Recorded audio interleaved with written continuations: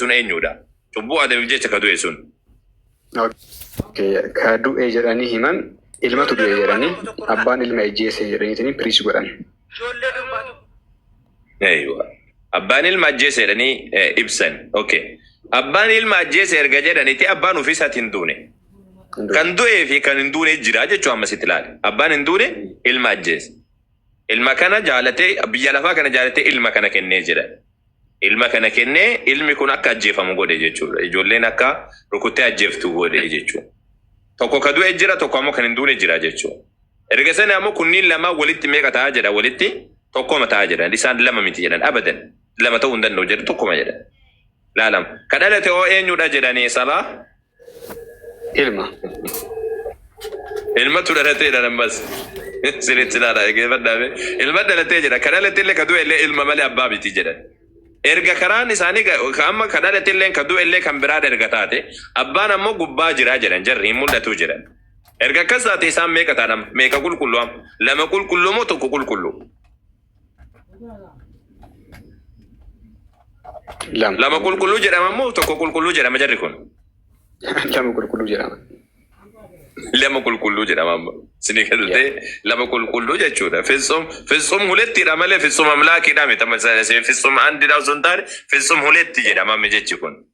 Akkas ta'uu qaba. Fitsum huletti amlaak jedhama. Sini galtee waaqa lama qulqulluu jechuudha. Ka waan tokko makaan qabne ka itti achi of asoof hin qabne waaqa lama qulqulluu kan tokko kan du'u tokko kan hin duune tokko ka ergu tokko kan ergamu tokko ammoo ka maal jedhu tokko ka maal tokko ka ilma tokko ka abbaa ta'u.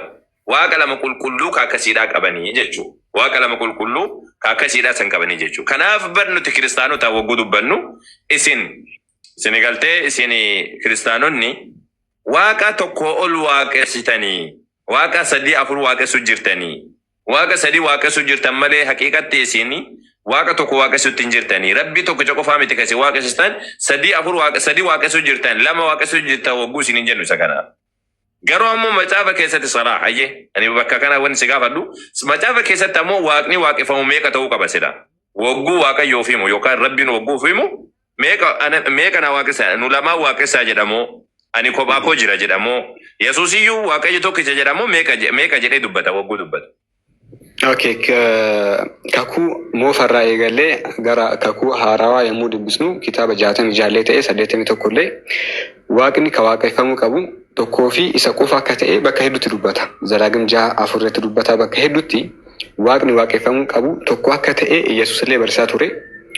Nabiyoonni illee barsiisaa ture jechuudha. Waaqni lama abbaa fi ilmi akka gabbaramu namni tokko illee hin barsiisne Kiristoos Yesuus illee mataan isaa hin barsiisne jechuudha. Eewa kakuu haaraa keessa taate kakuu moofaa keessa taate waaqni waaqeffamu lama hin jiru tokkicha qofaatu jira. Akkasii milaadha. Tokko qofaatu jira. Inni tokko malee kan lammaffaadhaan jiru. Lammaffaadhaan jiru. Fakkeenyaaf amma maal jedha isin galtee Ximaatos tokkoffaa boqonnaa tokko lakkoofsa 17 irratti egaa jedha afaan Oromooti.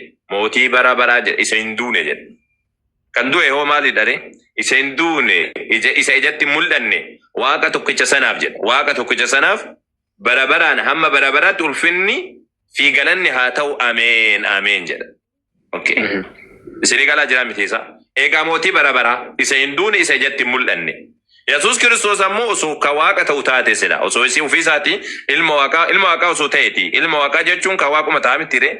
Ilma waaqaa osoo ta'eeti sila maalii fi macaafa keessatti egaa mootii bara baraa isa hin duune isa ijaan hin mul'anne waaqa tokkicha sanaaf bara baraan hamma bara baraatti ulfinni fi galanni haa ta'u jedhee maa dubbata. Ammas hojii ergamoota boqonnaa 17 irratti maal jedha? Akkuma beektonni keessan tokko nu ilmaan isaati jedhan sana nu isa keessa jiraanna.